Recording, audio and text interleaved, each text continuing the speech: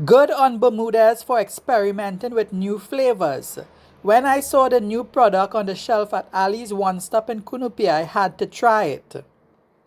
I rarely drink coffee, but I love the coffee flavor.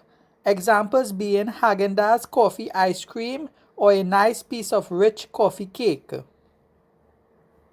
A mocha is short for a mocha latte or a cafe mocha, which is just a regular latte with chocolate syrup added to it.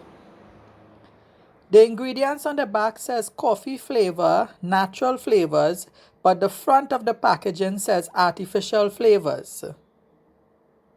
The packaging is eye-catching. It makes you want to buy the biscuits. The cookies are nice, bite-sized, and come 6 in a pack. The coffee flavor is not strong. I would have preferred a stronger taste of the coffee, but there's a good amount of cream in each biscuit. I enjoyed this for a change. As I said before, I love the coffee flavor.